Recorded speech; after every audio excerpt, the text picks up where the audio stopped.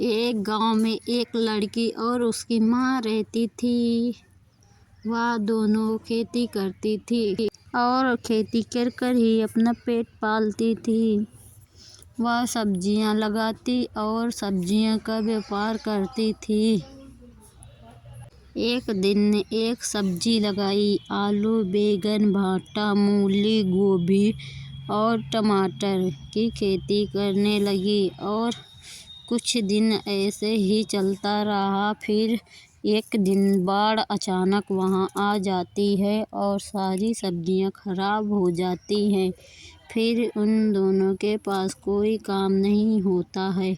अब कैसे गुजारा चलेगा यह सोचकर उसकी माँ परेशान हो जाती है। अब तो सारी खेती भी खराब हो चुकी थी।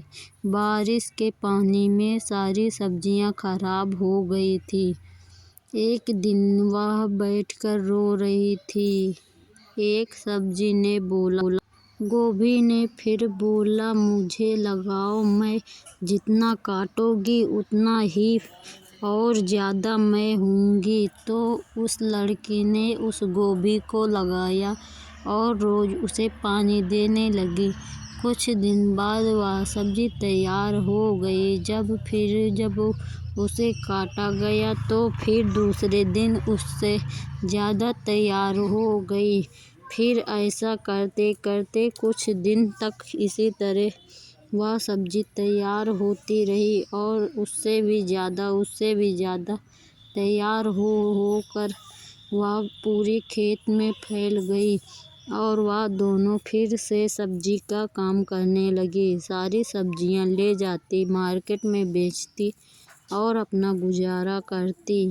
और उनकी गोभी सबसे अच्छी, स्वादिष्ट और स्वाददार थी। सारे लोग उन्हीं से गोभी लेने लगे थे।